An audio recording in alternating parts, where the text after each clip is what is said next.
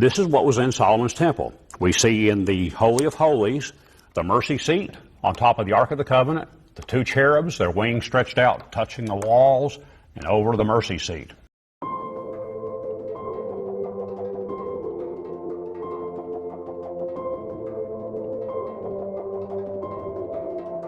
All right, well, nice to see you all. Thank you all for being here this morning.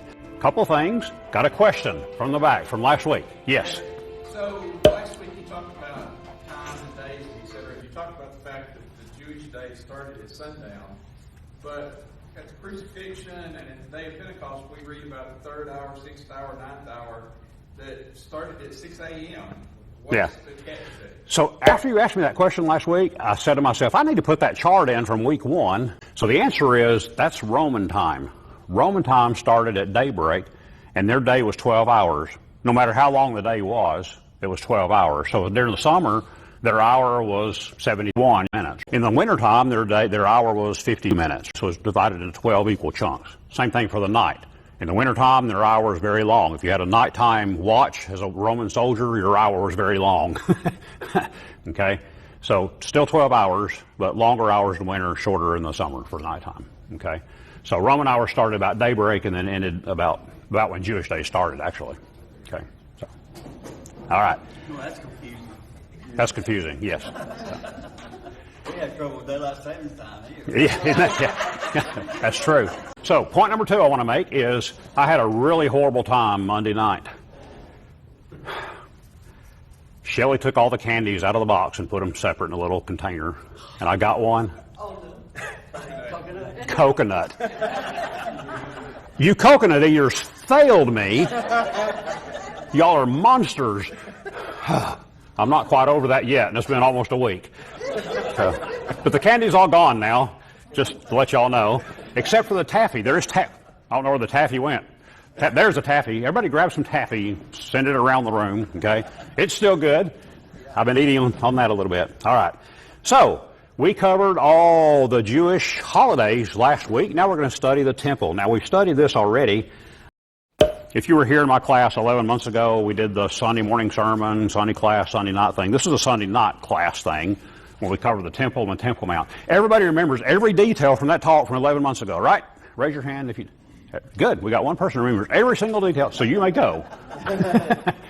All right, but if you don't remember every detail, we're going to go through some of that again. I'm going to add a little more detail here and there that we didn't do in that particular talk.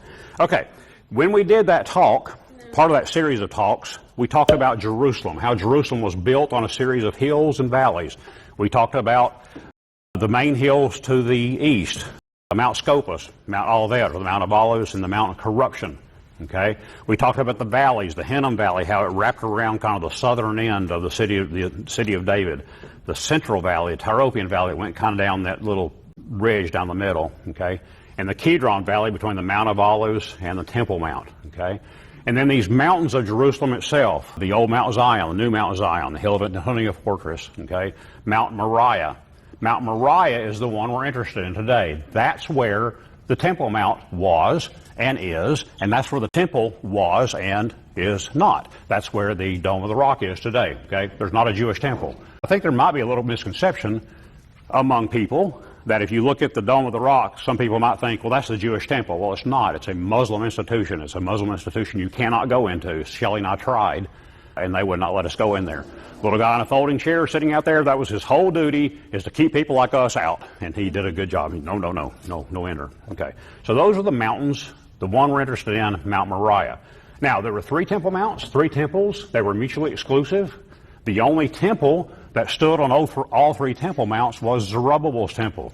We'll talk about that in just a minute. That's the one that was built when the Jews came back from Babylonian captivity under Zerubbabel. Okay.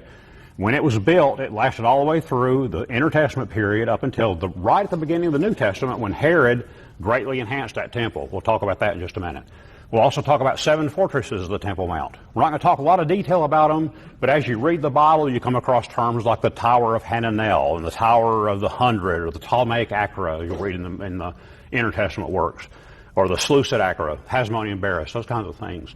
You'll know what those are because of what we're talking about today. All right. Now, this is what Jerusalem looks like today. If you go to Jerusalem, you can actually walk across all the little red walls up there, which is pretty cool. It's called the Ramparts Walk. And we talked about that 11 months ago also, and I showed you some pictures I took down from the Ramparts Walk of people running around with guns and things like that. It was really cool. So you can do that. You start at the Jaffa Gate, I believe it is. You do a North Ramparts Walk, and then you do a South Ramparts Walk, two different chunks of that walk. But that is a really, really neat thing to do. So if you go to Jerusalem, please do that. You can also go to the Temple Mount today. It is the Herodian Temple Mount. That's what's shown in yellow. It's about 37 acres. That's where the Dome of the Rock sits. The Muslim Dome of the Rock sits up on the raised Muslim platform on the Herodian Temple Mount, the Temple Mount that Herod built, hence the name, right? The Herodian Temple Mount, okay? And this is a view of the Temple Mount from Mount Scopus that I took, looking kind of down the Kidron Valley along the Temple Mount wall here, down the Kidron Valley, and the Hinnom Valley kind of wraps around the southern end of Jerusalem here, okay? All right. Now, in Jerusalem in AD 70 looked like this. The only wall that was added, the only thing that was different about Jerusalem in Jesus' time in AD 70 when it was destroyed was this third wall in green, okay? This was built by King Agrippa I. Where do we remember him? The 3 generations, right? Four generations, right? Okay, 4 generations. Birth, death, early, late. Birth of Jesus, Herod the Great. Death of Jesus, his sons, Antipas, Archelaus, etc. Okay, his 4 sons. The early apostles, Herod Agrippa I, and the late apostles, Paul, under Herod Agrippa II. Okay, everybody remembers that chart from a few weeks ago. Right? Good. Yeah. Oh, nobody? Okay, some of you are nodding, just afraid to speak out, because I might call on you to answer questions or something. All right. So that is the green wall, is the wall added by Herod Agrippa I. The modern walls are traced out in red. As you walk along the modern walls, you can, for some of them, you can look down and think, well, all the way down to the foundation, all of it goes all the way back to the time of David. That's pretty cool. All the way back to the time of Solomon. Some of the walls do not. But depending on which part of the wall you're walking on, you can think those things in your head. That's a really neat thing to do. All right. So again, that's just a review from 11 months ago. Now, remember in this chapters 12 through 16, we're kind of looking at politics and the box of chocolates, right? That we talked about a couple of weeks ago. You don't know what you're going to get. All of the box of chocolates is based on history. Okay, so I'm going to go back and pull out a historical chart that we pulled from week number 2 or 3, somewhere in there, okay, chapter 2. And this shows when the temples were built. All right, so the black area right here is the first temple. It was built during the reign of Solomon. There's 3 kings, Saul, David, Solomon. And it was built and lasted through the end of the southern kingdom of Judah, okay, when it was destroyed by the Babylonians. The Babylonians took everything. They took the Ark of the Covenant. They took the mercy seat, the cherubims. They took the lampstands, the table of showbread. They just cleaned it out. I mean, they just cleaned out the temple. And we'll show the difference between the temples based on the implements that were in the temples as we go along, okay? The second temple started right here. When the Babylonian captivity ended, right here, and the Jews came back, they started their temple again under the leadership of Zerubbabel. Okay. That temple lasted all the way from the end of the Old Testament, before the end of the Old Testament, all the way through the Intertestament, up to almost the beginning of the New Testament when Herod the Great came along and built his temple. His temple was an enhancement of Zerubbabel's temple. All that detail we're going to get into this week and next week. You've seen it already, but we're going to go through it again, okay, with a little bit more detail that you've not seen. All right. So this is kind of the same chart blown up with just the temple information, okay? Solomon's temple was constructed in about 8 years in the 960s BC, and it was destroyed by the Babylonians in 587 BC. Then Zerubbabel's temple was constructed from 535 to 515 BC, and was destroyed by, not destroyed, but enhanced by Herod the Great to build his temple around 19 BC.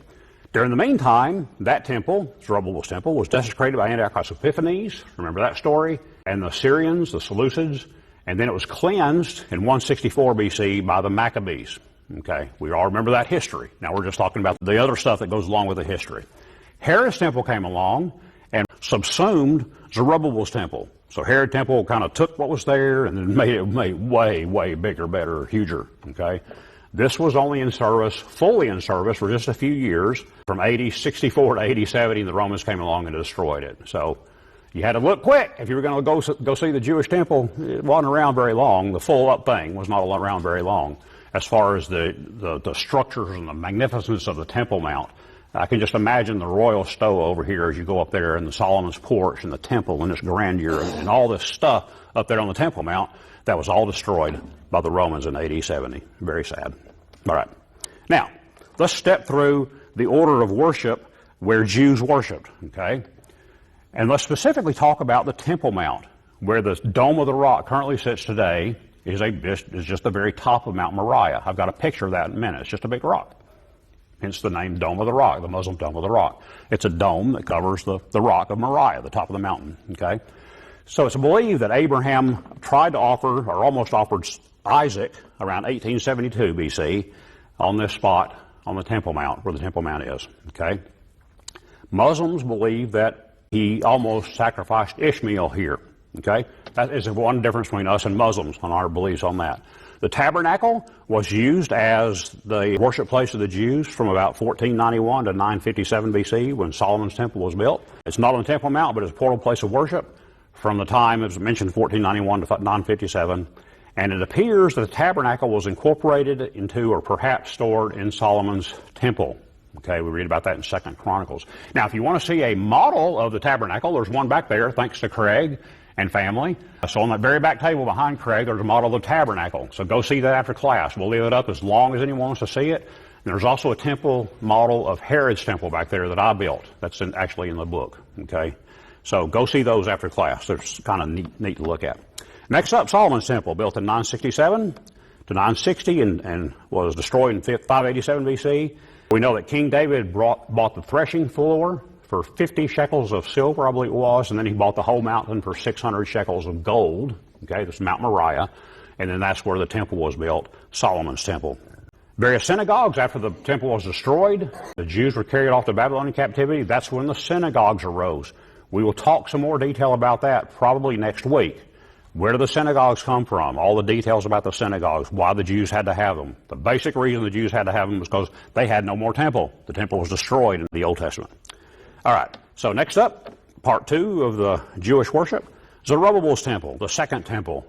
It probably has some improvements made in the 3rd and 2nd centuries BC. It was significantly enhanced to build Herod's temple. We'll talk about the details of Zerubbabel's temple in a minute, how it was kind of subpar compared to Solomon's temple in a lot of different ways. We'll talk about those details as we go. Herod's temple started building in 19 BC and wasn't finished. And when I say not finished, the whole Temple Mount complex, all this grandeur stuff, was not finished until AD 64 and then destroyed in AD 70, destroyed by Titus and his Roman armies. And we talked about all that history, too, of the Jewish revolt and the Jewish war starting in 66 and going through 73 AD when the Jews finally were defeated at Masada. Okay. And then today, the Dome of the Rock. It's not a place of Jewish worship, but that's what is sitting on the Temple Mount today. All right. And it's believed, Muslims believe that Muhammad sprang to heaven on a winged Arabian horse named Barak. Not different from the President Barak, different spelling, so the Barak, B-U-R-A-Q. All right. Now, before we go any further, let's talk about measurements and cubits. I have this on page 406 in the book. There are actually 2 different measurements in the Bible. There's a short cubit and a long cubit. The long cubit is also known as a royal cubit. When you talk about a Temple Mount being 500 cubits long and wide, which Solomon's, or the square Temple Mount was, we're talking about royal cubits, 20.67 inches. There's also a short cubit, 17.7 inches. Okay? So, 2 Chronicles tells us the temple was built according to an old standard. In other words, the royal cubit standard. And we read about that. These are Solomon's measures for building the wall house of the God. The length in cubits, the old standard was 60 cubits, and the width 20 cubits. Okay, that's of the temple itself. All right, which is kind of the interior part of the model back there. Similar passages in Ezekiel says they're basically a short cubit and a long cubit. And as I mentioned, one's 17.7, one's 20.67. There have been a couple of long cubits discovered. One's in an Egyptian museum in Italy, and another one's in the British Museum in London, England. I don't remember if I actually saw that when I went there or not. Both of those are 20.67 inches, and we do know that both existed all the way back to probably the 10th century BC. All right, so we've kind of got our measuring sticks all set aside now for the temple. Now, in Old Testament times, this is what we had starting out on Mount Moriah. We had just the temple, Solomon's temple, built with the Holy of Holies, the holy place, and the porch. Okay, the molten sea and the altar. Very simple, very easy. All right. It was dedicated by offering 142 1,000 animals. That's a whole lot of cows and sheep and stuff. That's a whole lot of blood. We were just talking about the blood just a minute ago. The amount of blood that had to have been on that day, during that period of dedication, had to have been just enormous. Okay, 142,000 animals. This temple was destroyed in 587 by Nebuchadnezzar. Next up, well, let's talk about Solomon's temple first. So, this is what was in Solomon's temple. We see in the Holy of Holies the mercy seat on top of the Ark of the Covenant, the two cherubs, their wings stretched out, touching the walls, and over the mercy seat. Okay? Those did not exist in Zerubbabel's temple or Herod's temple. The walls or the floors are just blank. There was nothing in there whatsoever. When the priest went in on Yom Kippur, we know about Yom Kippur from last week, right? Everybody knows that. When the priest went in on Yom Kippur and he was going to sprinkle the blood on the mercy seat, no. There was no mercy seat. So he just sprinkled the blood on the top of the rock of Moriah, on the dome of the rock. I'll show you that picture in just a minute. Imagine when I show you the picture how much blood had to have been covering that rock during this time. All right. They also had a bunch of lavers and bases, 10 lavers and bases around. Okay. They had the molten sea sitting on 12 oxen out there. Okay. They had 2 pillars, Boaz and Jashan. Okay. And of course they had the altar with the ramp going up to the altar. All right. So that is Solomon's temple. I got some pictures down here of the Ark of the Covenant with the mercy seat. They have a picture of that. It's amazing, isn't it? That's actually in the Holy Temple Visitor Center. I've mentioned this before. They've gone in and recreated all the elements they need to bring the temple back up and running as soon as it gets rebuilt. When the Dome of the Rock goes away and they rebuild the temple on the Temple Mount, we'll see if that happens, but they're ready to move in. They've got the mercy seat, the Ark of the Covenant ready. They've got the menorah ready. They got the breastplate of the priest ready to go. This is also taken in the Temple Visitor Center in Jerusalem. That's what the molten sea might have looked like, sitting on these 12 oxen. This is what the lavers may have looked like, and the pillars over there on the right, the pillars of Jashan and Boaz. Okay. Now, next up was a square Temple Mount. So we don't know exactly when the square Temple Mount happened. In the book, I call them a Solomon era Temple Mount. Probably if I redo the book, I'll probably go back and just use the terminology square Temple Mount, because we don't know if it was built by Solomon. It might have been built by Jehoshaphat, probably built by Hezekiah. There's some good evidence given by Lean Rittmeyer in his book, The Quest, which I meant to bring a copy of that to show you. But The Quest is a really good book if you're interested in the details of all this stuff. But he says that the square Temple Mount was probably built by Hezekiah. All right, next up, the Tower of Hananel. I'm not going to talk a lot about the fortresses of the Temple Mount because I talked about them earlier, okay? The fortresses were all, with one exception, they were all on the northwest corner of their respective Temple Mounts, because the Temple Mount's going to grow and contract grow as time goes on. But the towers, the fortresses, were always on that northwestern corner, okay? Because the northern wall was the least defensible wall of Jerusalem. And remember, Jerusalem, the city of David, went to the south of the temple. It was down here, but it was well protected by the Kidron Valley over there, the Hinnom Valley down here, and back in the day, the Tyropian Valley that went to the west of the wall here, the Central Valley. Okay? Very well protected on 3 sides, not so much on the north. That's why the fortresses were there. Okay? The Temple Mount between 587 and 535 BC, nothing. It was all destroyed. Nebuchadnezzar in 587 BC just destroyed everything, like the Romans did later in 70 AD. All right? Next up, the Jews returned under the good kings of Iran. Persia, right? Back in the days when the Jews and the Persians liked each other, I guess. The Persian king under Cyrus the Great said, go back, rebuild your temple, rebuild the walls. I'm okay with that. All right? He didn't allow them to have a king, though. Okay? That's why, we'll talk about this in a minute too, but that's why the high priest became such a powerful office, because Cyrus did not allow them to have a king. So when there's always a vacuum, there's something to fill the vacuum, right? So the high priest rose in prominence and rose in power during this time when they returned to Jerusalem to rebuild the temple, because there was a vacuum of not having a king, a local king there. Okay? So Zerubbabel's temple is called the Second Temple. Its construction started in 535, finished in 515. But many of the old people who saw the first one wept when they saw it. That's kind of a bummer. You spent all your time building this temple and the old people cry? You monster old people, I can't believe you did that. Well, it was a wimpy temple compared to what was happening, what Solomon's temple was. I'm going to show you what that looks like here in just a second. Why they cried, one of the reasons why they cried. It no longer contained the Ark of the Covenant, the mercy seat, the tablets of stone, Aaron's rod, manna, the cherubim, things like that. It was dedicated by offering only 712 animals compared to 142,000 animals. Pretty big difference. I would cry too if you're only offering 712 animals. And it's the only temple, Zerubbabel's temple is the only one to have stood on all three temple mounts. All right? This is what Zerubbabel's temple might have looked like. If you go to the literature, you won't find a picture of this. You won't, and I don't have it in my book. If I do a second edition, I'll probably put it in my book. There's no depictions of these in the literature. And the reason is we just don't know much about Zerubbabel's temple. Let me tell you the things we do know, though. I know the size of the rooms was exactly like Solomon's temple. That was dictated, right? That was dictated by the Bible, okay? I know that a bunch of stuff didn't come back from Babylonian captivity. Let me show you a difference. Go back to Solomon's temple. We see all the stuff in the Holy of Holies, okay? Zerubbabel's temple, just a bare rock. Nothing there.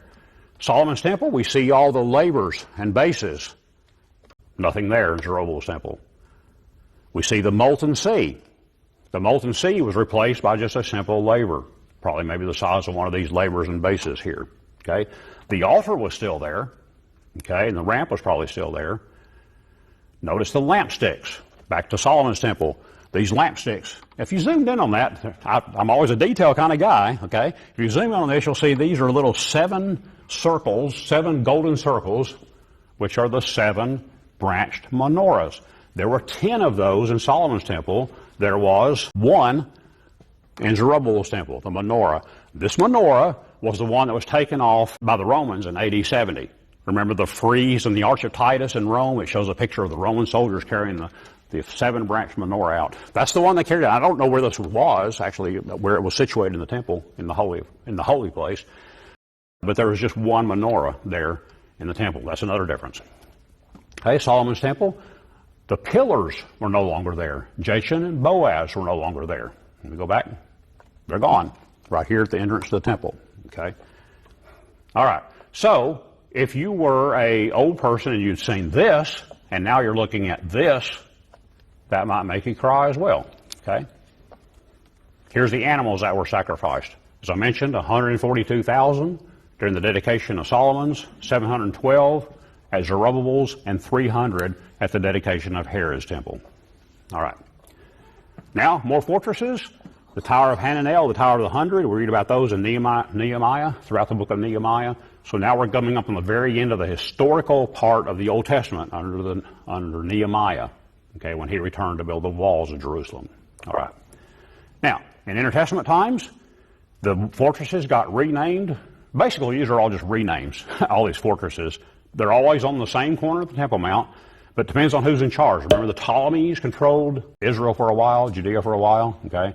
So they named their fort the Ptolemaic Akra, okay? Next up, the Seleucids. They controlled the place for a while. It is the only exception fort that was not on the northwestern corner of the Temple Mount. It was on the south end of the Temple Mount. What was its purpose? Do you remember from that class? To spy on them. To spy on them. That's exactly right. It was built higher than the Temple Mount, okay? The Seleucids could look down on the Jews and say, aha, see what you're doing? Don't do it. Shoot them with an arrow. That's what is its purpose, okay? Were the Jews crazy about this? No, the Jews were not crazy about this. So we see the Hasmonean Temple Mount. The Hasmoneans leveled the Akra between 141 and 134 BC. And what do you do with your junk? You call a chunk of junk? Oh, they didn't exist back then. So you throw your junk over into a new Temple Mount called the Hasmonean extension of the Temple Mount on the southern end of the square Temple Mount. Okay? So this was just a level spot where the Akra had been. They took all this refuse and used it to build the walls up and to fill in the space. Okay. Now, you can go today and see the distinction between the Solomon era Temple Mount, the square Temple Mount, and the Hasmonean extension by a bend in the wall. Okay. I didn't see that when we went. I hadn't read this chapter in the book yet, so I was not savvy enough about when I went to Jerusalem to look at these things. But they say you can stand along the wall and look, and you'll see a slight bend. If you're standing on the south end and look, you see a slight bend outward, okay, where the Solomon Terra Temple Mount was compared to where the Hasmonean extension was. Very slight, 1.12 degrees, very, very slight, very hard to see, I would imagine. But when I go back, I'm going to go look for that. I might have to climb up on the wall of the Temple Mount. I don't know. The Muslims might not be too happy. Well, the Jews, the Israelis have security control up there, so they will probably pull me down if I do that. But I would like to do that. I'd like to be able to see that bend at some point. All right. So the Ptolemaic Akra was renamed probably at this point, the Hasmonean Barris, and as I mentioned, the Seleucid Akra was destroyed. Next up, the first Antonia fortress. When Herod the Great took over, and I'm going faster at this because you've seen this all before. When Herod the Great took over Jerusalem or all of Judea in 37 BC, he decided to create another fortress on the northwest corner of the Temple Mount called the first Antonia, called the Antonia fortress. It turned out to be the first Antonia fortress because this was the one on the square Temple Mount. Okay? So it was basically just the same fortress, renamed. Maybe he did some enhancements or whatever. I'm sure he did. After all, he was Herod the Great. Enhancements were what he did. This fortress was constructed 20 years before the extension of Herod's Temple Mount, starting in 19 BC. All right? In New Testament times, this is what we have. We have a grand and glorious temple. Now, this is the original, this little square right there, and that little square right there, that's the Holy of Holies, the holy place. But everything else was bigger and better, and oh my goodness, it was great. Everything was really, really cool. Herod the Great spared no expense ever in anything that he did, and the Temple Mount was certainly no exception. Okay? It was built at Herod's expense. He made a deal with the priests. He said, I will not start construction until I have all the materials ready to go, because they were concerned.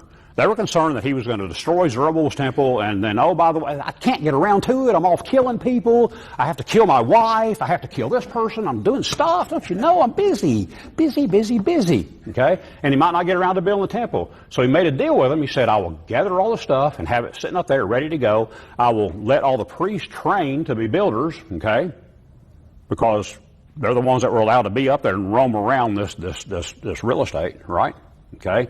And he paid for it out of his own pocket. Pretty cool. It's still called the Second Temple in the literature because it was an enhancement of Zerubbabel's temple.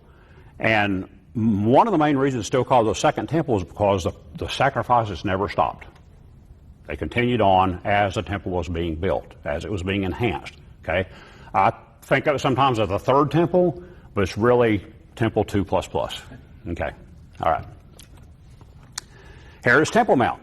Now, I don't know which really came first, his temple, or the Temple Mount. They were built simultaneously. I don't know which was finished first, but he greatly enhanced the Temple Mount up there. He added to 3 different sides, the north, south, and the west. Okay?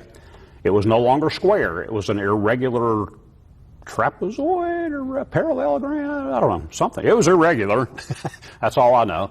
Now, not showing a lot of the Temple Mount structures up there during his time. There was the Royal Stoa, the Solomon's Porch. There was a lot of stuff up there. So the only gate that is common amongst all 3 Temple Mounts is the Eastern Gate, which was renamed the Shushan Gate over there on the far side from me. Okay? The Shushan Gate was the same place in all 3 Temple Mounts. This wall over here is common among all 3 Temple Mounts. That's the only wall that was common. All right, that's important in a minute when we talk about the step on the raised Muslim platforms. The different gates there are modern-ish names. They were named in the 1800s. That's back when explorers could go and dig around and do things that we can't do today. No one can go explore and dig around on the Temple Mount today because of the Muslim bloc controls that. So when you back in the day, in the 1800s, they were able to dig around, and Warren found Warren's Gate, Wilson found Wilson's Arch, Barclay found Barclay's Gate, and Robinson's Arch was found by Robinson. Yeah. Man, cannot put anything past you on. All right. So this is what it all looks like today. We're looking at the Temple Mount here from the southeast. So here we have the seam. Oh, by the way, I didn't tell you about the seam. Let me go back here. So there's a seam today right here between the Hasmonean Temple Mount and the Herodian Temple Mount. There's a seam that you can go see today. It's very visible to see today. All right. So here we have the bend right here, And there's actually something called Muhammad's Pillar there, is right at the bend. I don't know how well you can really see the bend, actually. Like I say, it's very slight, 1.12 degrees. The seam is right here. You can go up and see that today very easily. And, of course, the eastern gate is over there, the gate shared by all the Temple Mounts. Okay. So the seam, you go up to it today, walk right up to it. It's right there, shows the difference between the Hasmonean masonry on the right side as you're looking at it and the Herodian masonry on the left side. Okay, that's pretty cool. Okay. All right, next up, the second Antonia fortress. The first Antonia fortress was where? It was on the corner of the square Temple Mount. Well, now you filled all this in. Now what you got to do? You got to move your fortress. So we made it a grand, glorious fortress. This is a picture from that I took at the model out in the courtyard of the Israel Museum, okay, of the Antonia fortress. It had 4 giant towers, kind of the same deal. They were high enough to kind of look down on Temple Mount and keep track of what was going on. Okay. How big is that model? You walked around it a lot, didn't you? We did walk around. We spent way too much time. I would say it's probably half acre. It's big. It's big. It's the entire city of Jerusalem. Yeah, it's really neat. Really cool model. Yeah, and here we spent all this time at the model, and we were rushing around the museum saying, oh, that's something. Yeah, that's Herod's sarcophagus. Move on. We got to go back. So I think things are maybe calming down over there. Maybe we can go back, maybe in the spring or fall or something next year. We'll see. Temple Mount in Jesus' time. I like this picture. I wish it was a more full picture of the Temple Mount, but it shows several things. We talked about this before. Robinson's Arch that you can go see today is in the side of the Temple Mount, supported a giant staircase going down to the lower city of Jerusalem. This picture is in the Tower of David Museum. I'm not sure who did it, if they did it or what, but I really like this picture a lot. It shows a lot of details. Over here on the southern end of the Temple Mount, we see the steps going up here, and we see the little, you can barely see them, but there's little shops under here. And we talked about when the Temple was destroyed by the Romans, you can see the burning in the stone of the Temple Mount where those shops were. Okay, you can see still, 2,000 years later, you can see where these shops were burned. Okay, so we're going to talk about Robinson's Arch in just a minute, this protrusion here of holding the steps up. So remember that, keep that in your brain for just a few minutes until we get there. All right, we have Barclay's Gate over here. I'll show you a picture of that today. We can see part of that today, only if you're a woman, because it's in the women's area, prayer area of the Western Wall. I did not get a picture of that when it's over there. Some friend of ours went 6 months later or so. I don't know when Kim and Terry went. But they went, and Kim was smart enough to take a picture over there, and I used it in my book. So you can see the dedication or whatever I gave to her in the list of photos and stuff. The Temple Mount after Jerusalem's destruction in AD 70, once again, there was nothing there. The Romans just obliterated everything there. And we see the destruction at the bottom of the Temple Mount. When the Jews, after the 6-day war, they dug out all this, and they actually dug down to the Roman street. And that was a street that I know was very meaningful to both of us, because that was a street where Jesus and the apostles probably could have walked. And the Romans just pushed everything off. A lot of these stones are from the royal stoa above. Some have been maybe from Solomon's porch. Probably none from the temple, because the temple is back this way. Okay, so the temple, what they pushed over from the temple was probably back over here that's now covered up. That's in Jerusalem Archaeological Park, by the way, if you go there today. Today, the Temple Mount is Herodian. The temple does not exist because the Dome of the Rock sits there. The Temple Mount today is called the Haram al-Sharif. Now, we're only showing the Dome of the Rock and the raised platform. There's about 100 structures up there today. If you go up there, first of all, you'll be accosted by several people trying to take you on a tour. You want a tour? You want a tour? No, we don't want a tour, because I know they're going to show me the Islam museum. They're going to show me tell me all the history of the Dome of the Rock and that kind of thing. I was not interested in that. I was interested in ancient Jewish history. So we said no, and we kind of wandered around there, up there by ourselves. That was a cool, moving experience for me, to be able to walk around places where Jesus and the apostles walked. Okay? To be able to walk around places where Jesus and the apostles could not walk. That's pretty cool, because I could go today and stand on the front porch of the temple, where the temple used to stand. They couldn't do that. Only priests were allowed to do that. Okay? That's in probably, most likely, something called the Dome of the Chain now. So you can go inside the Dome of the Chain, another Muslim structure, but you can stand inside it and know that you're standing there and looking out away from the temple, and know that that was the porch. That's the view that the priests saw back in the day. And that's something that Jesus and the apostles never were allowed to do. Okay. The Temple Mount today has a bunch of gates. The only one you and I can use is called the Maghrabi Gate, the Morocco Gate, down on the southwestern side, just below Barclay's Gate. Okay. 11 gates, can only enter that one. We talked about Solomon's Temple Mount, and today you can actually see a part of Solomon's Temple Mount, which is pretty cool. Okay? We talked about, let me go back up to the step. See this step right here? When they built the Muslim platform in purple here, this wall was built parallel to the western wall. Okay? Herodian western wall. That makes sense. Aesthetically, that makes sense, right? You want your walls to be parallel. That looks good. Parallel walls look good. Okay? There's only there's 11 sets of steps that go up to this raised Muslim platform. Only one set of steps are offset a little bit. That's weird. Why? Why is that? Well, if you do some investigation, you'll find out that this first step that I'll show you a picture of right here in red, I'm sorry, green, that first step is parallel to this wall of the Herodian Temple Mount. Not the Herodian Temple Mount only, but the Hasmonean Temple Mount and the Square Temple Mount. That step is parallel. If you measure that, if you could measure today, I don't know if they would let you go out with a tape measure on the Temple Mount today or not, but maybe, I don't know, you can try. If you go today, let's talk before you go, because there's a lot of rules you need to follow about going to the Temple Mount. Okay, but if you could measure that, that's exactly 861 feet from that step to the wall, to the eastern wall. If I go calculate 861 times 12 to get inches, okay, divided by 20.67 for a royal cubit, I get exactly 500 cubits from that step to that wall. That is quite likely the top of Solomon's Temple Mount. If you want to go see that today in Jerusalem, right there it is, because it's all set. It doesn't line up with the raised platform like every other single step in the entire thing lines up. That one does not. That's pretty cool. All right. The most hotly contested piece of real estate in the entire world, there's the Dome of the Rock, the Dome of the Chain, and there's me. Shelley was standing at the bottom of the raised platform and took a picture of me up. Notice how modestly dressed I am. Okay?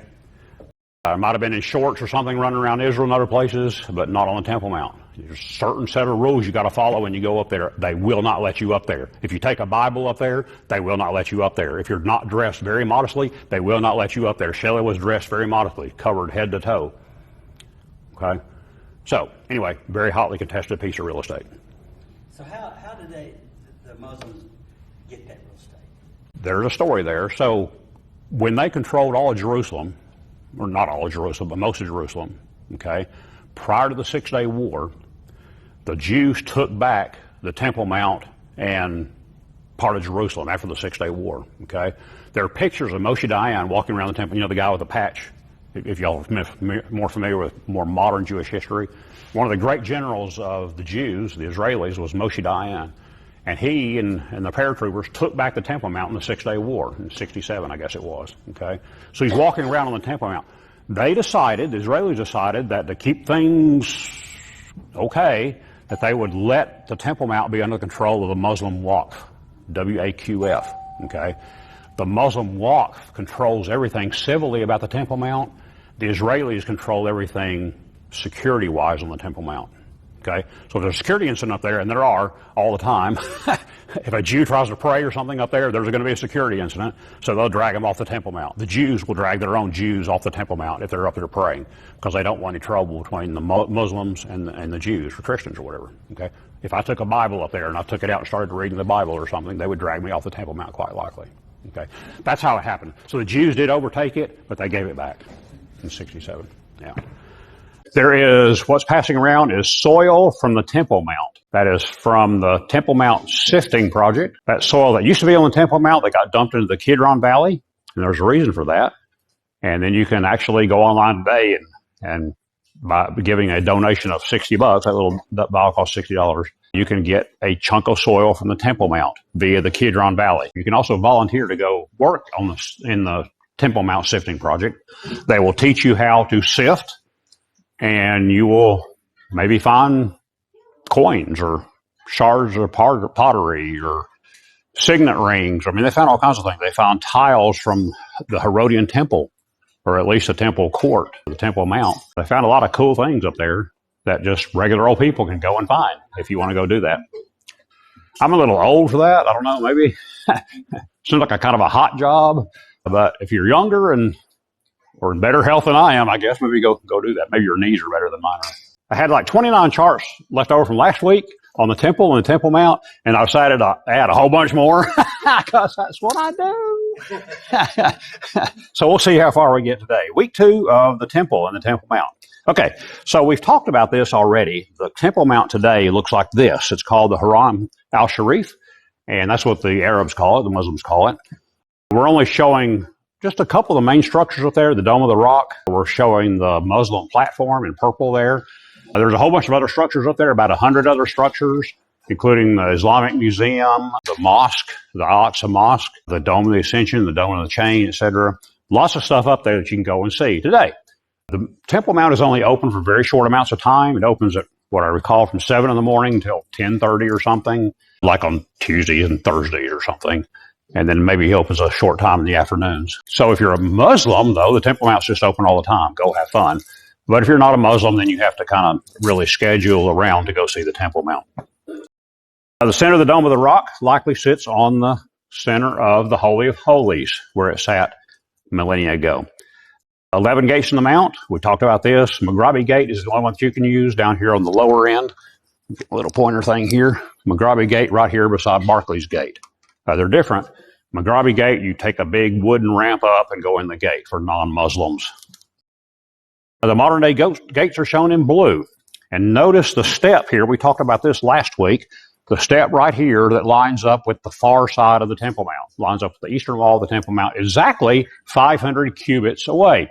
A cubit being 20.67 inches, a royal cubit, okay? 861 feet, I believe it is. All right. We talked about that last week. It is a step that is not aligned with the current Muslim platform. In purple here, the step is aligned with the wall. All right, so that's probably the top of Solomon's temple, or the square Temple Mount. All right, so that's kind of like our basis chart where we're going to start from. We're going to... I'm so mad that I broke my thing. So that's our basis chart. We're going to start with, let's see if I can, that's as long as it can be now. So we're going to start on the southern wall of the Temple Mount, okay? We're going to look at the double gate and the triple gate. The double gate, let's start with the triple gate right here. This is what it looks like. Looks very triple-like. It's been filled in subsequent years by the Muslims. It's likely used primarily for priests who needed access to the underground storerooms, today known as Solomon's stables. Very much a misnomer. Had nothing to do with Solomon, and only because they were stables, because they were used as stables during the Crusader period. This is where this soil comes from right here because of this story. This now, Solomon's stable is now the Al-Marwani Mosque as of December of 1996. The Muslims asked the Jews, the Israelis, if they could turn Solomon's stables into a mosque. The Jews said, okay, I guess, sure, why not? And they did. Later on, in 1999, without permission, the Muslims bulldozed a giant portion of the Temple Mount in order to make an entrance to the Al-Marwani Mosque, okay, to Solomon's stables. The soil that they bulldozed without permission, they took and dumped into the Kidron Valley. Tons and tons and tons of soil. I will show you how big of a hole they made here in just a minute, okay, in order to make this grand staircase down into the Solomon stables. The chief archaeologist for the Muslims said there wasn't anything of significance in this. Well, the Temple Mount Sifting Project, from which this soil sample came, they found Herodian tiles from the temple, or the Temple Mount. They found shards, pottery from every generation back to Solomon's temple, all the way up to present times, the Byzantine period, everything. They found jewelry. They found everything in this, not really significant stuff, the chief archaeologists of the Muslims, okay? This has been a little bit of point of contention between the Jews and the Muslims, that they did this without permission. They took the soil, as I mentioned, dumped it in the Kidron Valley, and there's something called the Temple Mount Sifting Project. The Israelis said, I guess under the auspices of the Israeli Antiquities Authority, said we need to go and find out what is in this soil. Now, if you're an archaeologist, you don't want a chunk of soil somewhere. A chunk of soil sitting out here that came from Israel is not as useful as it would be in Israel where it belonged, because as you dig through the layers, you say, oh, okay, this is this layer, this belongs to this period. This layer belongs to this period. This layer belongs to this period. If you dig it all out and dump it in the valley, now you have a bunch of mixed up pudding. That's the entrance to Solomon's Stables. Now, Solomon's Stables, the mosque is about 40,000 square feet, can seat about 4,000 people. These gates used to lead to probably the Solomon Stables back during the time of Herod's Temple Mount, okay, for priests. It was a storage room for priests. These gates were for priests, basically, only, okay? The double gate. Over here, you can't really see what's going on with that because it's covered up. The Crusaders, the Muslims, when they conquered Jerusalem, so many different things happened to where they would build structures. So this structure is built in front of the double gate. Kind of see the 3D look here. It's a Crusader building blocking this double gate. They filled the double gate in with stones. Okay. Originally, you see a Herodian portion of the lintel, and you see an arch portion that's Herodian. And you see a Roman inscription, and you see some other stones there for over time. This double gate was actually an in and out gate for normal folks. It had a very wide staircase. The whole staircase at the southern end of Temple Mount for this gate was like 200 feet wide, I think. For the triple gate, it was not as wide because it was just for priests. Okay, but this gate was huge. This was a in and out gate before Walmart had in and out doors. They got it from here. People go in one side, do their thing up at the Temple Mount, come out the other side. Pretty cool. That's on the southern side of the Temple Mount. All right. Next up, let's talk a little bit about the destruction that the Muslims did when they dug the staircase down to the mosque. Okay, they caused a bulge in the Temple Mount wall when they did that, when they're bulldozing, and they had to go back and repair it. So you can easily see that today because the wall is a different color when they had to repair the Temple Mount wall that was bulging out. They were afraid it was going to collapse, and they had to go repair that in 2002 to 2004 timeframe. Okay, this is in relation to the triple gate we just talked about. You can see barely the outlines here from this distance. Okay, and the bulge, and then out here you can see a view of the overall Temple Mount, 37 acres, and this is the area they dug out. This is the staircase that leads down to the mosque. Okay, and all this soil was dumped in the Kidron Valley, and I don't remember. I meant to look this up and forgot, but it's somewhere in the Kidron Valley. It was just dumped. Okay, yay. All right, next up, we've done the southern wall now. Let's move around to the western wall. There are 4 gates, Herodian gates, on the western wall of the Temple Mount. Later on, we're going to talk about the temple complex that Herod built, but now we're talking about the Temple Mount on which the complex stood. All right, so the western wall, we've talked about this again already. We know the rubble that we saw several lessons ago when the Romans destroyed Jerusalem. We see the Maghrabi Gate, this ramp that leads up to the Maghrabi Gate that you go on if you're a non-Jew. Barclay's Gate, we'll talk about that in just a minute. The western wall is where Jews pray, right here. Very short area of the western wall that's basically been cleaned out to put in a western wall prayer area, western wall plaza, okay? And then this whole area underneath all these buildings has been cleaned out, dug out, and you can actually walk along under these buildings along the entire length of the western wall of Jerusalem. That's pretty cool. We did that. And you see lots of neat things. I'll show you some of those things in just a minute. Here's the step that we talked about. This step parallel to this eastern wall, not parallel with the Muslim raised platform. That's a good clue that that's a step lined up with the Solomon era Temple Mount. The Golden Gate on the eastern wall, we'll talk about that in just a minute. Of course, the Dome of the Rock, the mosque over there, Robinson's Arch we talked about over time. All right, next up, if you go to the western prayer area, the Western Wall Plaza, and you pray there with the Jews, mostly Jews, you walk up to the wall. The first 7 courses from the ground up are Herodian stones. If you touch those stones, you're going back to the time of Herod the Great. You're probably not touching stones that Jesus and the apostles would have touched because that's way down below. There are 17 additional courses. I think I read somewhere where somebody said there might be 19 courses underground. So we go 43 feet down below that, and that's probably where Jesus and the apostles actually were. When the Jews excavated this area after one of the wars, the 6-day war, I believe, they excavated down to this point here, this first Herodian stone that you see at the very bottom. And then they put in the plaza, the prayer area. Okay?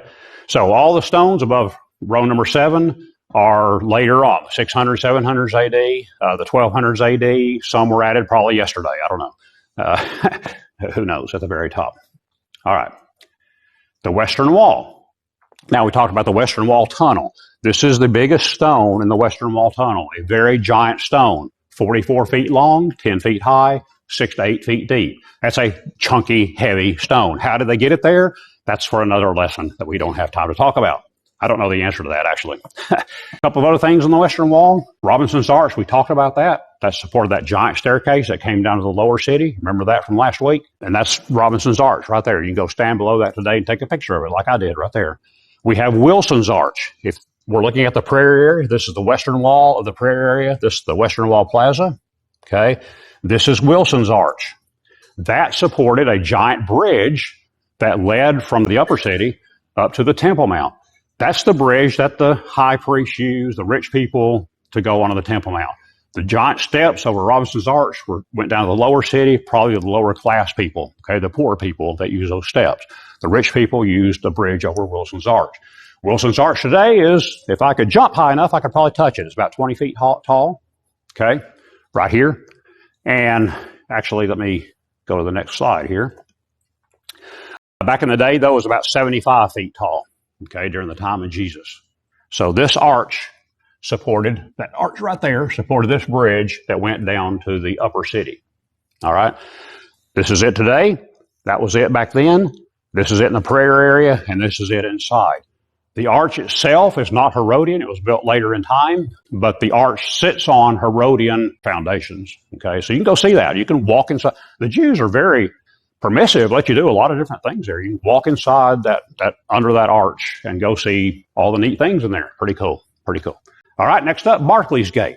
So we talked about Robinson's Arch, the staircase in. Okay. Now we're going to talk about Barclay's Gate. Barclay's Gate was a street level gate. Okay. We can see that in the women's prayer area. If I walk up to the prayer area, to the Western Wall, the women's prayer area is on the right. The men's prayer area is bigger on the left. In the women's prayer area, I was not smart enough to go take a picture of this, but a friend of ours went later and took a picture for me, a woman, a good friend of ours. She went and took this picture that I put in the book. If you get rid of all the people, you'll see the street level is right about here. If you kind of project that into the distance, okay, there's a building built in front of this gate that the staircase go up. It's hard to see in a 2D picture what the 3D image really means, what it looks like. But this is the edge of the building right here. These are the portion. This is a portion of the gate that's been filled in. This is the original Herodian lintel. Okay. The rest of it is blocked by the building and the filling in. Okay. But this was a gate that was opened during the Jesus' time. It was about 30 feet tall. A big, big gate. There's a street level gate back in the day. All right. Next up, number 4 gates on our Temple Mount Western Wall is Warren's Gate, discovered by Charles Warren around 1867 to 1870 AD. Now blocked, like everything else, by the Crusaders. Today, its arch can be seen in the Western Wall Tunnel. This is Warren's Gate right here. Okay, this area to the left of Warren's Gate is a Jewish prayer area. That is as close as Jews can get without trouble of getting to where the temple, Holy of Holies, used to be, where the Ark of the Covenant used to be. That is basically lined right up with the top of the Dome of the Rock, to the top of the Mount Moriah, the very tippy top of the Mount Moriah. Okay, that's where they go to pray, right beside Warren's Gate. And here's a picture of that. I don't know where this picture came from, actually. But you see the Western prayer area over there. You see Warren's Gate, and then this prayer area is right beside Warren's Gate. That's inside. Those are the 4 entrances into Herod's Temple Mount on the Western Wall. Now let's move around to the Eastern Wall. The Northern Wall, there's not much there. Okay, there was probably a gate there, but there's nothing to see today. The Eastern Wall, we have the Eastern Gate, also known as the Golden Gate, also known as the Shushan Gate. Okay, this gate is common amongst all Temple Mounts all the way through time. Not the stones, but the location, very likely. Okay, the stones are more modern, probably Muslim era stones or maybe Crusader era stones, I'm not sure. So it was originally built by Solomon, or maybe King Hezekiah, rebuilt by Nehemiah, rebuilt by Herod, rebuilt in the Umayyad period, and then rebuilt by Suleiman around 1541 AD. It was filled in. Jews believe that the Messiah will pass through this gate when he comes back, or when he comes, for the first time, I guess. So what do the Muslims do? They fill the gate in. Jesus can't come back now. We'll show him, right? They also put a cemetery in front of the gate, a Muslim cemetery. If you're a Jew, you walk through a cemetery, you become unclean. Problem solved, right? That's what the Muslims did. They boarded up the eastern gate. But you can go see it today. You can see the front side of it from down in the Kidron Valley. You can see the back side of it from the Temple Mount. So here's some examples of Herod's Temple Mount. This is at the Israel Museum out in the courtyard. I said this giant model, maybe an acre or so. I should look that up, how big that is. But this is the Temple Mount set in the middle of Jerusalem around. And then I've got a zoom-in picture on the temple complex on top of the Temple Mount. A lot of other structures up here. There's the Royal Stoa, Solomon's Porch, other things like that. But the main thing we're interested in is the temple complex. Here's a picture of the temple complex model inside where was that? I think that was the Holy Temple Visitor Center is where that was. And up in the right-hand corner is a temple model that I built from a kit that a friend of mine has. About 300 pieces, takes some time to do that. And I added a lot to that. I added the tile floors. I added the Soreg around that little wall around the temple there. And let's talk about the Soreg. The Soreg was 5.2 feet tall. It was basically to keep Gentiles out of the area. And it had a sign. It had signs all around. We found 2 of them. I didn't. Somebody has. There's one in the Istanbul Museum that's full, and there's a partial one in the Israeli Museum. And the sign said, no Gentile may enter the railing around the sanctuary, and if you do, we will kill you. That's my paraphrase, but that's pretty close to what it says. Okay? That's the Soreg. On the previous chart, there's this white little wall around that I've depicted in my model. You see it depicted here in the Israel Museum model also. I guess it's depicted here in the Temple Visitor Center model also. Now, size comparisons. Herod's Temple Complex was this size. This is not the Temple Mount, mind you. This is the zoomed-in picture of the Temple Complex, okay? This is compared to American football field. It's maybe, I don't know, 3 or 4, 3.5 football fields maybe. 1 acre is over there. The Dome of the Rock is that size. That green thing now sits on top of here, right on the holy place. Notice that the Holy of Holies in all 3 temples was the same size. That was dictated by the Bible, okay? The holy place was the same size in all the temples. The porch was different. The molten sea versus the laver. The molten sea sitting on oxen, the laver sitting on lions. Remember that? Okay. The altar may have been different, whatever. So this is kind of a size comparison of what we're dealing with as far as the temple complex. Now let's zoom in a little bit more to the temple complex itself.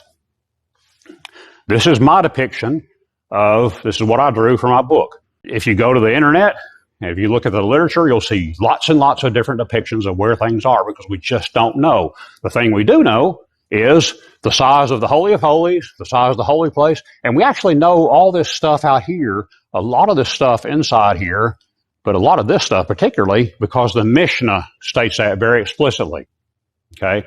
The distance from the altar to the porch is so many cubits or whatever, okay? And I've got some, I'll show those measurements. We won't go through them, but I'll show you what the Mishnah tells us. Now, let's do a tour of the Temple Mount. Imagine you're a Jew. If you're a Gentile, no, you're not going to tour the temple. You're out of luck. You can peek over the Soreg and say, I wish I could go in there. That looks pretty cool, but you can't because you'd be killed. And you might be able to get a little way, kind of like if you try to breach the White House grounds. You know, you climb the fence to the White House. You probably won't get very far. Same thing here. You probably wouldn't get very far. But if you're a Jew, let's take a tour. Well, first of all, you might go in through the beautiful gate over there on the right-hand side, okay, the eastern side. Then when you walked in there, you'd probably notice the 4 giant lampstands. These lampstands were 80 feet tall, 80-ish feet tall. Those are some serious lampstands. I was trying to think about our street lights today. They're maybe 20 feet tall, 25 feet tall. I don't know. So we're talking 3 times, 4 times higher than our street lights today. Those are some serious lampstands. And I've seen models where the little priests are climbing up the thing to go light the fire and keep the fire going and stuff. That's not a job I'd want. I don't like heights. I'm not a big height person, okay? You'd have to give me some low-level job, not a high-level job like that. But that'd be something cool to really look at is the lampstands. Next up, you'd probably notice the treasure chests around. There's 4 down here, 5 up here, 2 over there, 2 over there. That's dictated by, that's my guess. I don't know. I don't know where those treasure chests were. I just know they were in the court of women. The court of women, to me, is a misnomer. That is the court where anybody could go. And it's named that because that's the last place the women could go. Okay, you couldn't go through the Nicanor gate right here any farther. You could go up the steps, look around, look through the Nicanor gate, say that's cool stuff in there, but you can't go in there. Only the men could go in there. Okay, but they could go on the upper platform, the women's balcony. They could walk all the way around the women's court, and they could be up here and look over into the temple complex to see the sacrificing of the animals, the killing of the animals, the breaking them up, putting them on the altar, that kind of thing. Okay? Next up, the 4 chambers. Chamber of lepers, wood, oil, and Nazarites. I'm trying to think if we actually know where these are, or if this was just my best guess of where they are. But anyway, those chambers were on the outside in the women's court area. Okay, so they were accessible by people. Next up, we see 15 steps up to the Nicanor gate. Giant gate. And the women could go to the top of the 15 steps, like I say, look in, but only the men could go to the Nicanor gate into the court of the Israelites. Okay? The court of the Israelites looks like a really skinny area. It looks like you could be kind of walking up basically this way, and you can only walk this way. But the size of the temple, the size of this model is very large. I think it was like 19 feet deep. So, I mean, that's here to, I guess, where you're sitting. So that's a pretty big area that you could walk around if you're a Jewish man, walk around in the court of the Israelites. Women, not so much. You didn't see women there. If you did, you wouldn't see them for long. Next up, the court of the priest. You went up, I should have looked this up, but I think you went up like 2 stairs to like a little half wall, a little short wall, to the court of the priest. Only priests were allowed in the court of the priest and beyond. Okay? Next up, the area where the animals were slain. Okay? Again, the Mishnah is very detailed about what happened, or these distances between the posts and the rails and the tables and the altar and the laver and all this stuff. That's all very detailed laid out in the Mishnah. All right. Next up, the laver. Notice it's supported by lions, whereas Solomon's was supported by oxen. Next up, the porch. If you want to go stand on the porch today, you can. You can go to the Dome of the Chain on the Temple Mount and stand where the porch was, where other people could not have stood. Jesus could not have stood on this porch. The apostles could not have stood on this porch. They were not priests. Only priests could go stand on this porch. But you and I can do that today if you want to do that. Next up, the 2 chambers of broken knives on each side of the porch. They apparently broke a lot of knives. These are some really big chambers for keeping broken knives. I guess if you're slaughtering that many animals, I guess that's possible you could actually break that many knives. Next up, the holy place. We're very familiar with that. The Holy of Holies, we're familiar with that. And then the different chambers for the priests. The chamber of the Gola chambers for water. The salt chamber for salt. All right, man, y'all are all over this stuff. All right. The rinsing chamber, the wood chamber, those kind of things make kind of sense. Next up, the chamber of the hearth, where the priest slept. The chamber of the hearth was named because there was a fire in there that kept them warm during the cold winter, or I guess even summer nights, perhaps. All right. Next up, the chamber of hewn stone. That is the important one. That is where the Sanhedrin met. That is where Jesus went for one of his trials, most likely.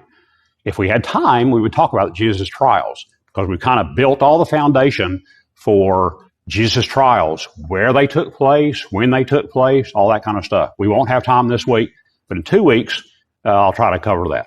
All right. So these are the measurements for Herod's temple. Very detailed, north to south, east to west, specified in the Mishnah. We'll talk about the Mishnah sections. There's hallowed things, there's Kadashim, measurements, Middeth, and those sections 5.1 and 5.2 of Middeth show you these particular measurements. All right. The foundation stone, the top of Mount Moriah. That's where the priest would go and sprinkle blood on the Ark of the Covenant, except after the Babylonians took it, it was no longer there. So they went into the foundation stone and just sprinkled blood on the foundation stone, but nothing, no furniture, nothing in Herod's second temple or Zerubbabel's temple for that matter. The Muslims think Ishmael. We think Isaac was almost sacrificed. This is close, or maybe the threshing floor of Aruna that David bought. It's where the Ark of the Covenant likely sat before the Babylonian destruction, and where the high priest entered on Yom Kippur, Sabbath of Sabbaths, the most holy day of the year on 10 Tishrei. Let's wrap up the Jewish institutions, the priesthood. Moses' brother Aaron was the first high priest, and subsequent high priests were to be his descendants. Other descendants of Aaron, who were not high priests, became regular priests. The Levites were descendants of Levi. I'll show you a chart in just a minute. Okay? They maintained the scrolls. They teached and sang songs. They did all these things. The maintenance of these offices were through the tithe that people paid, the Jews paid. The power of the priesthood grew enormously during the time of the Intertestament period because when Cyrus let the Jews return, he did not allow them to have a king. So there's always something that fills the void, right? When you don't have a king, you're going to let somebody else become powerful. And that's when the high priest became more and more powerful during Intertestament times or at the end of the Old Testament times. Okay? The first high priest, not of the lineage of Aaron, was Menelaus. We talked about him in chapter 4, a long time ago. He killed Onias III, who was the legitimate high priest. Onias IV fled to Egypt, built a temple there, and he served Menelaus from 172 to 162. He was from the tribe of Benjamin. Nah, not allowed, but they did it anyway. He was installed by our favorite guy, Antiochus IV Epiphanes. Simon Maccabees, he was declared the Jews' leader and high priest forever, merging a civil authority and a religious authority in one man, Simon. He was a descendant of Aaron, but he was not of the Zadok line. Zadok was the high priest during the time of David and Solomon. From that time, they were all descendants of Zadok until the Maccabees came along, Simon came along. By the time of Herod the Great, the high priesthood became a political office in 37 BC. All right, here's a picture of the Levites and Priests. Levi, if you're a son of Levi, you were a Levite. Wow, that's pretty cool. So if you're a Levite, you were in charge of doing all things priestly kinds of duties. You weren't a priest unless you were a descendant of Aaron. Where's Aaron? So these guys were priests. So anyone who was a priest was also a Levite. If you were a Levite, you weren't necessarily a priest. Got you? This came from the 12 sons of Jacob. Okay? 10 sons, 10 actual sons, 2 special sons, Joseph and Levi, and then 2 grandsons, Ephraim and Manasseh. So the 10 sons and the 2 grandsons, Ephraim and Manasseh, were the 12 tribes of Israel, and this is where the Levites and the priests came from. All right? Aaron was the grandson and the great-grandson of Levi because of who he was married to. All right, synagogues. This is the last chart, I think. Nope, 2 more charts. A synagogue means house of assembly. They were the primary institution of the Pharisees, whereas the temple was the institute of the Sadducees. Churches are patterned after synagogues. If you go look at synagogues today, they look much like this. Fellowship halls, classrooms, whatever. Kitchens, maybe? I'm not sure. Began during the Babylonian captivity, since the temple was destroyed by Nebuchadnezzar, and the Jews no longer had a place to worship. The earliest evidence goes back to Ptolemy III in the 240s BC. The earliest structure dates to the time of the Hasmoneans in the 1st century BC and discovered near Jericho. Worship included kind of the same things we do today, right? Praying, reading, studying scriptures, but it did not include animal sacrifices. That was a temple kind of thing that happened. All Jewish males were allowed to read or preach. Examples in the New Testament include Jesus and Paul. The Sanhedrin, our last chart, and we won't get to the trials of Jesus. The Sanhedrin was a Jewish high court, much like our Supreme Court. It came to being in Intertestament times, first mentioned in the Hasmonean period, who ruled from Alexander Jannaeus from 103 to 76 BC. The Great Sanhedrin consisted of 71 members led by a president called a Nasi. The Nasi at the time of Jesus' trials was Gamaliel, probably a pretty good fellow. He was probably not in Jerusalem at the time of Jesus' trials. He was of the school of Hillel. Okay? The school of Hillel was, the school of Shammai, who were still left in town at the trial of Jesus, they were the school of, right? Remember that? The school of Shammai were, we got to do it our way. And probably mostly Sadducees and probably mostly Pharisees of the school of Shammai are the ones who tried Jesus. And we were going to talk about that, but we'll do that in 2 weeks. Decisions were final and binding, like our Supreme Court. They judged all kinds of matters until about AD 70. They dealt in matters such as temple issues, etc. Other smaller Sanhedrins existed throughout Judea. They had 23 members each. They only dealt in religious matters. And one of these was at Jerusalem at the time of Jesus' trial, who judged Jesus. Of course, their influence was greatly diminished after AD 70, and they were only allowed to judge matters of religion only. Okay. Now, next week, 2 weeks, sorry, we will cover the trials of Jesus and illegalities in the trial of Jesus. This is from my book, my other book that I'm not published, on the life of Jesus. Okay.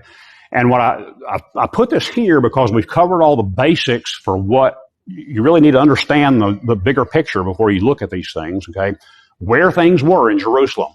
Okay, Jesus was moved around from place to place during his trials. Had a trial here, 6 trials total, 5 different places. Okay, you need to understand the Sanhedrin, where they met, who they were, what laws they were under in trying Jesus, the illegalities that they performed during Jesus' trials. Okay? So you need to understand all this background information, I think, before you can go to the 6 trials of Jesus. And in 2 weeks, I will bring lots of different pages from the Apocrypha, different ancient pages from the 1611 printing of the King James Apocrypha. I've got a full 1614 version of the Apocrypha, 411 years old, that I'll pass around, let you all look at. So be here for that. We'll talk about a lot of different things, the Apocrypha, the Mishnah, the Talmud, the Septuagint, all those writings starting next week.